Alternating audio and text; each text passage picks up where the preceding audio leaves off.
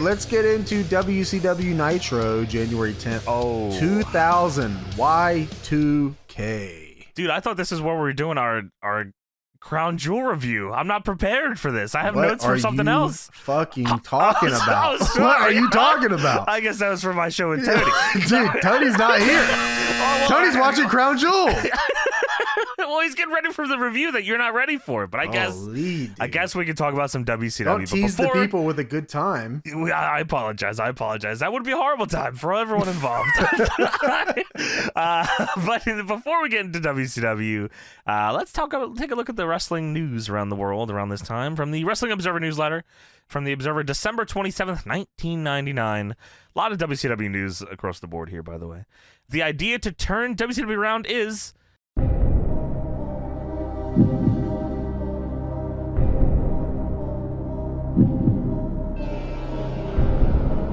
the same idea Eric Bischoff came up with that helped turn WCW around 3.5 years ago, which was revive the NWO. That's real shit. And not only did he revive it, he's got Jeff Jarrett on top. Like, this is some real shit, man. He's got Bret Hart in black jean shorts. Yeah, with shirt tucked in sometimes. It's pretty crazy. It's a good look.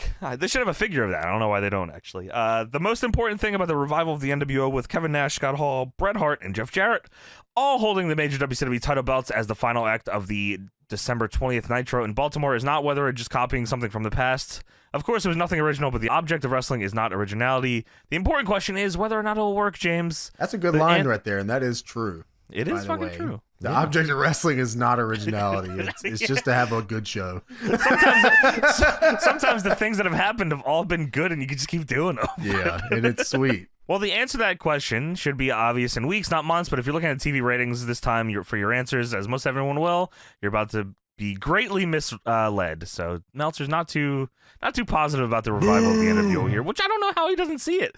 Bret Hart tucked in NWO shirt, black jean shorts. Jeff Jarrett, silver and black guitar, NWO Scott guitar. Steiner, airbrush t-shirts. I mean, everything's great on yeah, and Kevin Nash is also here for just a little bit longer.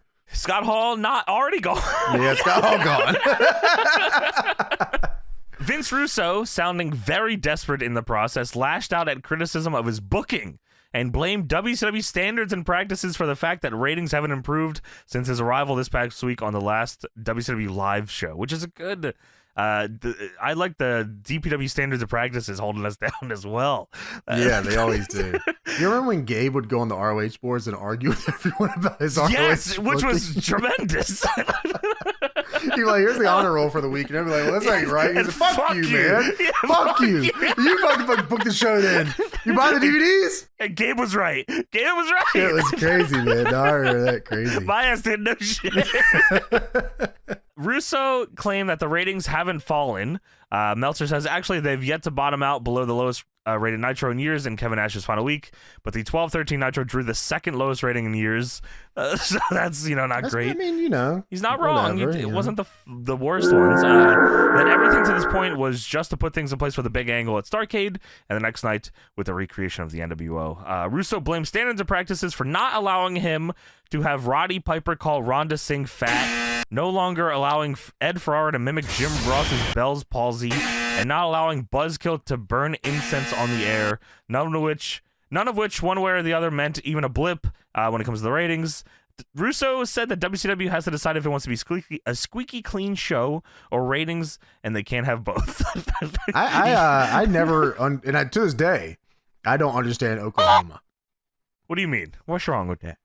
Not a single bit is final. Not a single bit of that do I understand. Not only that, I don't understand him being the commissioner or the GM of the women's division or a cruiserweight talent. I don't understand. Like, I can rationalize a lot of things, especially in late age WCW. I can go, okay, I can get where they're coming from with this.